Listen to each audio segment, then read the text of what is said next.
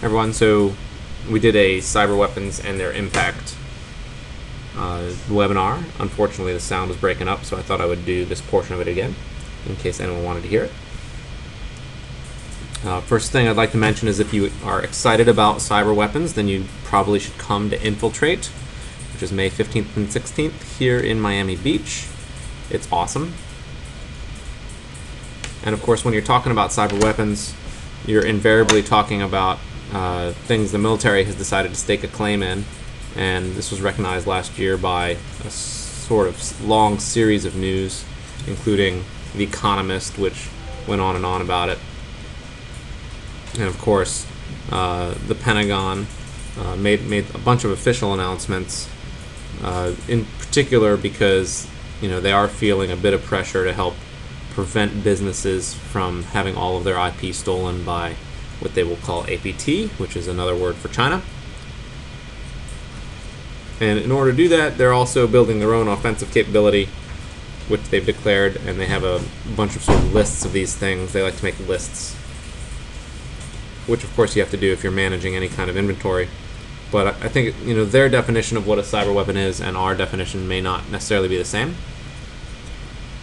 In particular, because I think most businesses, when they looked around last year and the year before, were fairly surprised, I think, at how difficult it was to protect themselves from the market event that was lulzsec. And lulzsec used relatively unsophisticated hacking processes, but relatively sophisticated command and control and analysis systems, and of course operational security systems, which is what let them sort of rampage for, I think, about 6 months. And they had a fairly significant impact.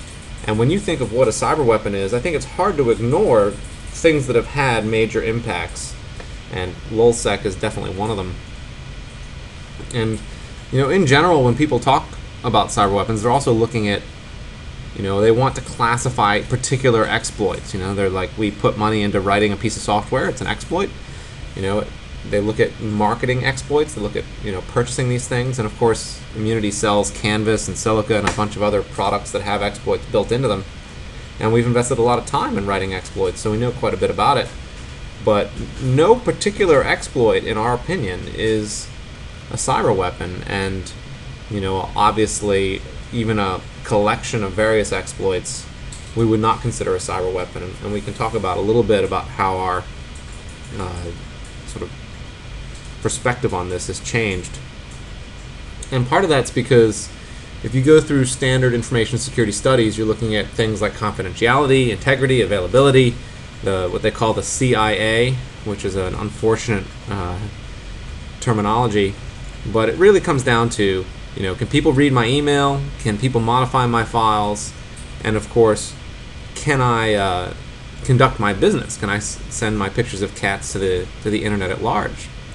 If assuming my business is in the process of sending pictures of cats to people, which most businesses are in one way or another. And we've seen a lot of attacks against confidentiality in the past few things, and I thought it was, from an attacker's perspective, it's important to look at what those attacks really devolve down into. And I sort of discuss them in terms of, I like to try to access things, I like to try to analyze things. Occasionally I will remove things or change things. And one of the very particular weapons that I think is very interesting is I like to offer data that you cannot remove. I think that's certainly something people ignore quite a lot. So, from a military perspective, if you look at access and analyze, what you're really looking at is situational awareness. And if you look at removing and changing, you're really looking at destroying, degrading, denying, and the standard terminology that they would put into place. Disrupt. And then, of course, obviously people often talk about influence operations and things like that in the cyber world. What you're thinking there is, if I can offer all of Stratford's personal emails one at a time, I can start influencing the way people perceive them. Imagine if you did that to the Vatican in particular times. That would, definitely change the way the world worked. So these are things that can very much be all part of different kinds of cyber weapons. And so, to give a more concrete perspective on this, Michael Hayden, who used to be NSA director, CIA director, would call this changing the terrain in cyberspace. He gave a great Black Hat talk where he went on and on about it, because he used to be a tank operator. And, a lot of tank people were trained on the sort of basic terrain of Europe, of, the difference between North Korea and South Korea. How do you sort of funnel a tank group into the plains, and how do you stop them? And, the problem with being Poland, for example. So, deep down, when you take people who have a large experience in tanks and then move them into cyberspace, they focus very carefully on access. They're like, if I can get access to something, that changes things. That's definitely a cyber weapon. And therefore, they focus on exploits. But in fact, exploits are a very, very small part of what cyber weapons can be. If you're good at exploits, then that's great. But really, it's if you're just good at being able to offer people information, then that can be just as powerful. And so you look at the sort of distinguishing marks and features that even something with access, that is designed to get access to systems needs to have. Distributed infrastructure, if you're not distributed across a lot of different peering points at this point, then you probably do not have a cyber weapon.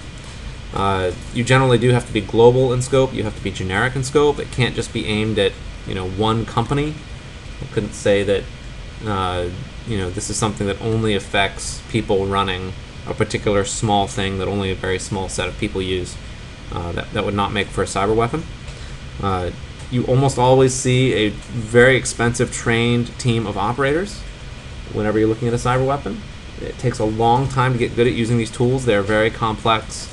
They require a lot of maintenance, same as in some ways a tank does. Data visualization components are invariably a large part of it. Searching, for example, is always a huge part of cyber weapons, and there's very few people good at searching. If you look at the people who are good at searching, then you can see where this kind of expertise is. And of course, you're looking at things that are unexpected, and almost all cyber weapons are rather odd, right? People did not expect Shodan to be interesting or useful, but it turned out to be interesting and useful both at the same time. And so what you end up seeing with cyber weapons is that they're so big and they're so sort of complex that organizations are built on them, and they sort of feed together with technologies.